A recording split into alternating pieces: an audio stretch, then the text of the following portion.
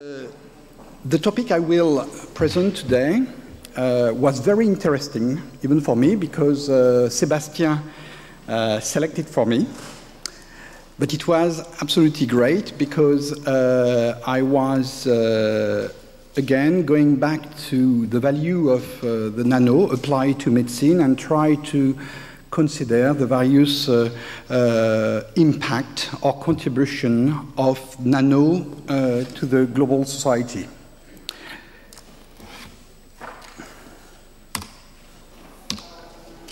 So why nanomedicine can be important? Just some figures. The Earth's capacity is estimated at 12 billion. It took 100 million years before Earth had 1 billion in 1830. Yet only, and look at the figures, and the way it's growing very fast. In less than 1 century, we will reach the capacity.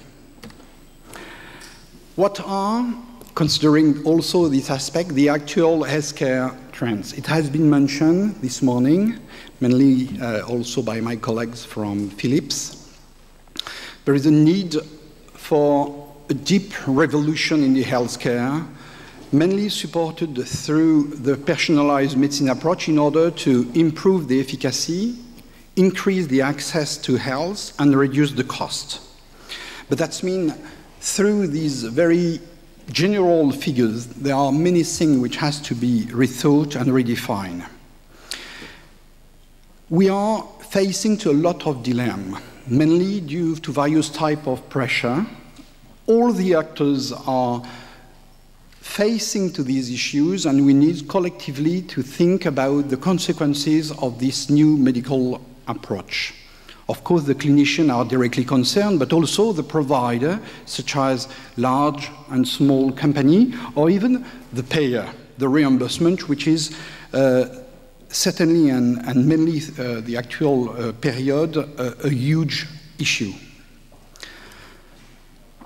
Considering also the evolution of the population, the health, the aging population, and also the various types of disease, which are moving to a chronic level with an amazing impact in terms of cost. We can just look at the various major diseases, such as cancer. 1 person in 3 will have a cancer during his lifetime. 1 person dies.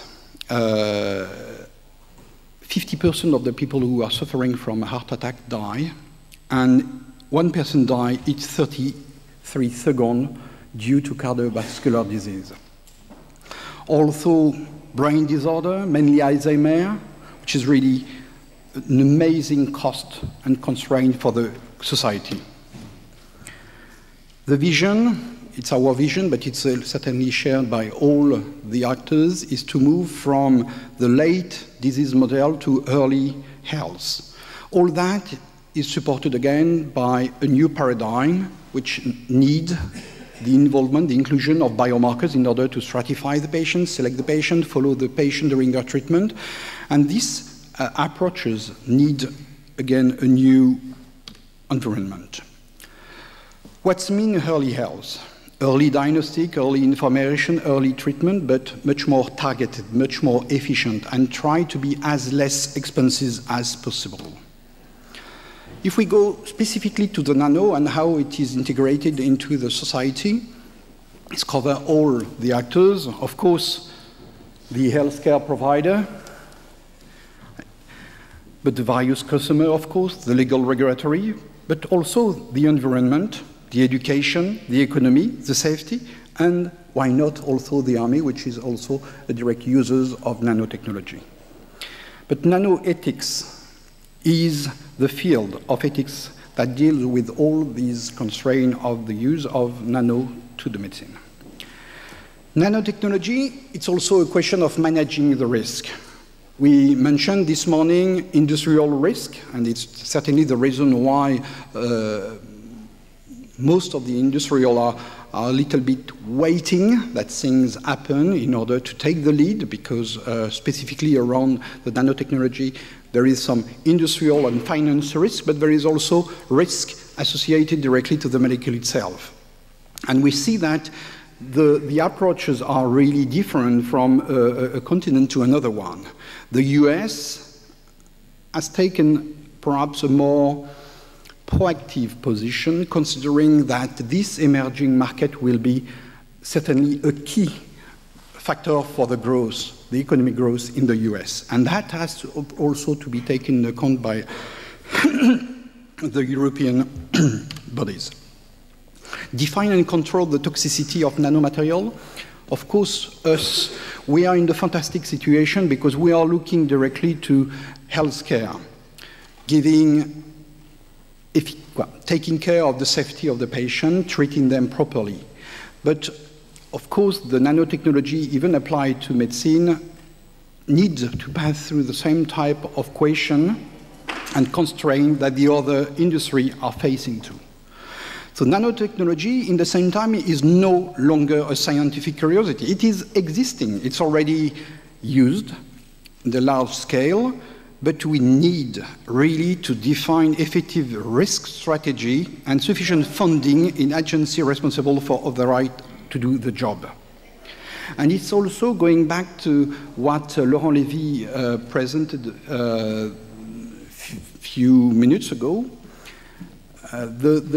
this bubble between academia and the market, it has to be also, this aspect has to be also integrated into his model. The tox package, the risk element has to be considered, but also I think that in Europe we can drive that and propose some methods which could be efficient, both in terms of safety, but also to support this economic field. Some figures, I don't know if you can see that very well, but it's very interesting because today we have evaluated that there is something like 1,300 or even more product based on nano, commercialized, produced by around 600 companies and located everywhere in the world. But you can see the growth, it's amazing. The position of Europe is still a very good one, but we have to look at the tender and we need to reinforce this aspect if we want to maintain and develop an economical model and sustainable economical model in Europe. When we look at the various categories of the nano product, this one is health and fitness. Of course, you see that it's the major one, and if we split this sector into various subcategories, the health care is really the major part, almost a third, or a little bit more, a third of the whole of the product. Apply nanomedicine in health, it's our mission, but why it for? It's to create tools to feed a burgeoning global population, to cure untold human suffering that don't harm environment. And that is our task. Why does nanomedicine represent a huge promise for healthcare? I mentioned that at the beginning about the tender. We want early diagnostic, increased chance of survival, but also what is important is to compare it to other type of medical practice. Conventional medicine is a reactive medicine to the tissue level problem. And with nanomedicine, we would like to diagnose and treat at the molecular level inside single cells prior to traditional symptoms. But also conventional medicine is not really available to all the humanity, mainly due to the cost. We could also think and do consider that nanomedicine will be much more preventive, comparatively inexpensive to the other medicine because of its nature, of its size, and not need of expensive human expert to handle that, when it is on the market, of course. Some way that the nanotechnology will impact on healthcare. Of course, I'm sure that we can find other type of argument. I try to summarize some of them, but the great greatly improve direct therapy for treating cancer, as has been mentioned today. Cardiovascular disease, you remember the last European call on cardiovascular, it's really a fantastic opportunity for Nano also to find a way, a real application, a tiny implantable device, new point care of healthcare device, and also implantable device. Promises and implication. Promises, rapid technological innovation and vast number of new targets identified and predictive tests. Certainly, it's one of the main promises.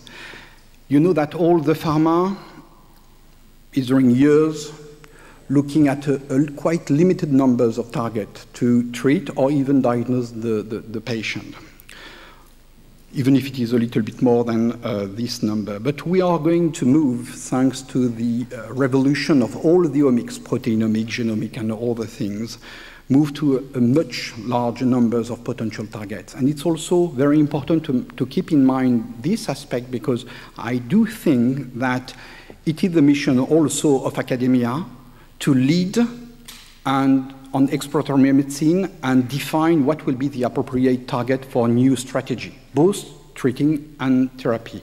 And it's also the gap around biomarkers and the necessity to validate these biomarkers. We mentioned this morning IMI, and we will have certainly the chance to talk about the future collaboration or partnering between etpn and IMI. But also the implication, there is a development bottlenecks. And it has been mentioned also through the presentation made by Laurent. And we all agree on this problem to create the appropriate condition for a real translational research and drive the funding, mainly from the Europe and the member state, toward this objective to put product on the market.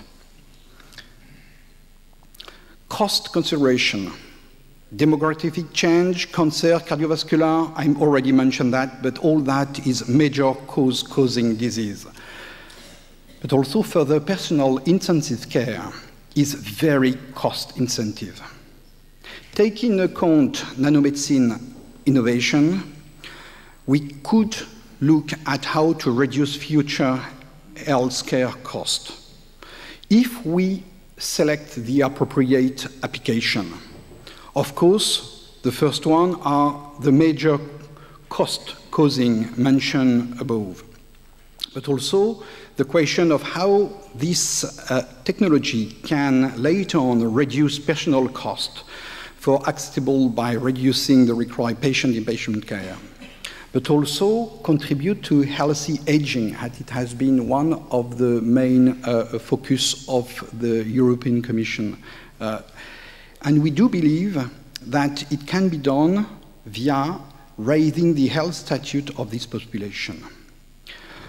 But on the other hand, nanomedicine innovation are likely to have a major effect on even increasing future costs if we look at minor cost relevance, such as infectious disease or other low prevalence and incidence disease, or add an additional technology to the actual method.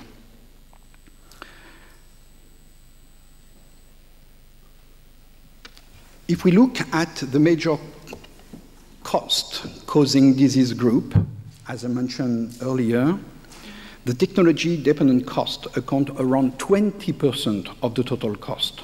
So thus, any real innovation in nano, which could reduce the cost, could have a major impact on the global cost of the population, on the population. But also other saving may be realized in ambulatory care cost, as an example, diagnostic tests for pharmaceutical therapy.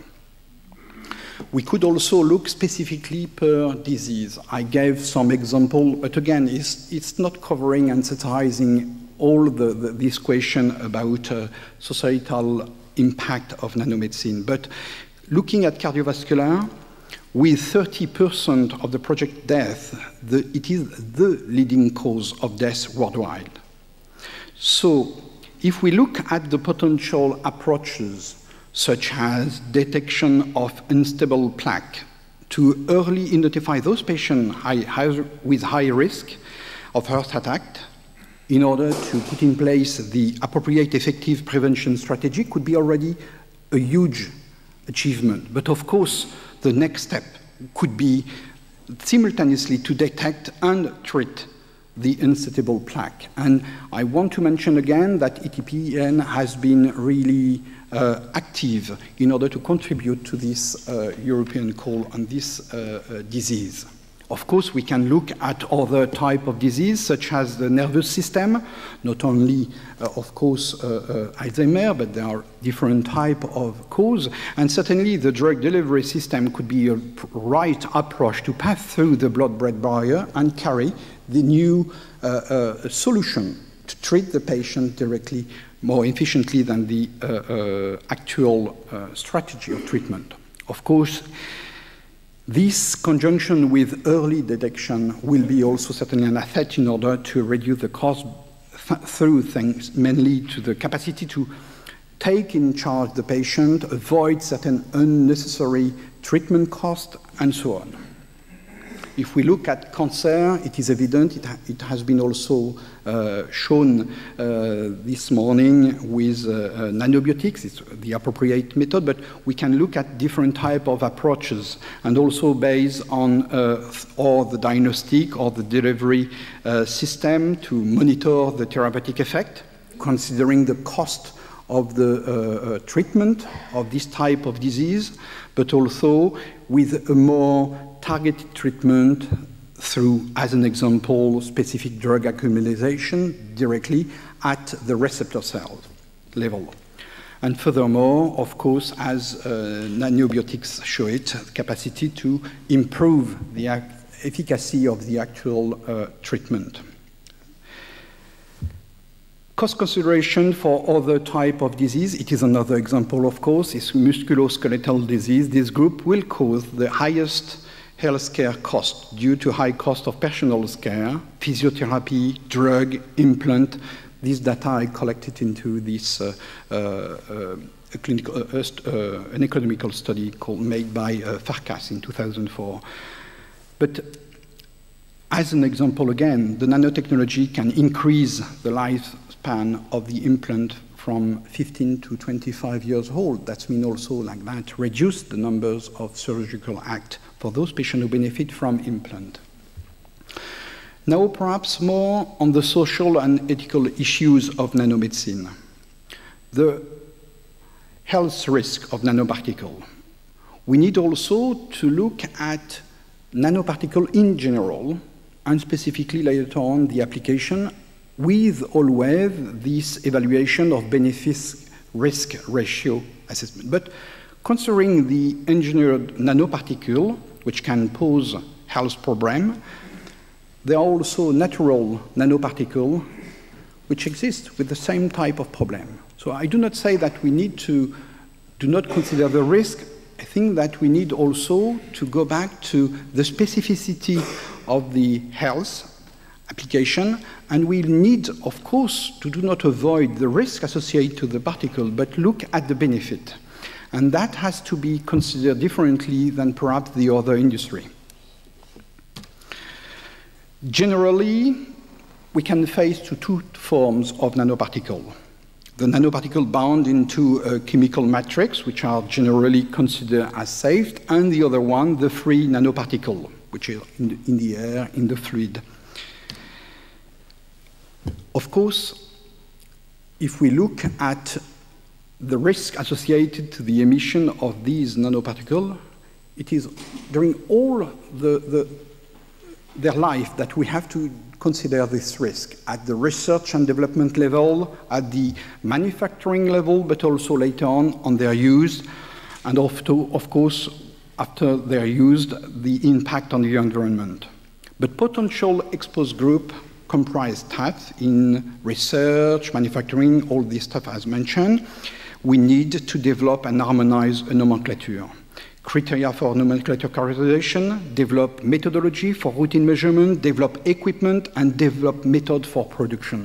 And we go back to what has been mentioned by Laurent, because it's what has to be also implemented within this bubble in order to solve the problem of translational research. Other type of chance in healthcare delivery. I mentioned several types, personalized medicine, you know now everything about new diagnostic solution, therapeutic intervention, but the aim is really to shift the disease to older age. Of course, that do not, it will have also an indirect cost, because if we do consider that at the end we will perhaps need to put in place the adequate social support system for these elderly people who will be also suffering in any case from this disease. Of course, there is another model, which is the exchange and spare part. That is perhaps another field where perhaps we need to redefine what will be the benefit and what will be the specific place of this type of medicine, because the impact can be absolutely huge. Another aspect of the application of nanomedicine could be the human intelligence. Nanomedicine can be absolutely used to reinforce certain body function, and there is a latent societal demand for this type of application. It is not unlikely that some will drive or push to use this new solution for this type of objective. Against this background, ethical deliberation and social debate are required, but again, it is also something to be handled very carefully. We have done that in France, and it was a real challenge. But it's important to define where we have to apply the nanomedicine and how it will be the right position and how to justify it in terms of practice. What are perhaps the lessons that I learned from this exercise? Nanotechnology is already among us in every product, and it will bring some revolutionary and mostly positive change to our world. That is evident, and it's what we try to do within etpn. We need to start dealing with a number of environmental and work safety issues, hopefully before we create serious problems. Everyone needs to learn more about nanotechnology and avoid the phantasm around this type of technology, perhaps through a better segmentation and clarification that the risk associated to nanotechnology can be really different from a nanotube of carbon or a lipocell. Perhaps through that, what could be the etpn mission and vision? Perhaps to be in Europe the world-class resource for the realization of nanomedicine, solutions that contribute to the economic growth and social advantage of Europe and benefit humanity as a whole. The mission in that case could be to enable, through innovative interdisciplinary research and educational program, the development of nanotechnology-based systems for biomedical, and to provide solutions which, through the translation of research into practice and technology transfer, contribute to the social well-being and economic growth. I already spent a lot of time, so I will pass through these slides very fast, just perhaps to give you some flavor about the way we are considering and working on this nanotechnology applied to medicine within GE. At first, our strategy, global strategy, is to decrease the cost by 50%, increase the access to healthcare solution by 50%, and increase the quality also by 15%. That means through safety, improved safety, patient comfort, personalized medicine, and so on, functional imaging, beyond anatomical information, estimation of pharmacokinetic as an example of tumor aggressiveness,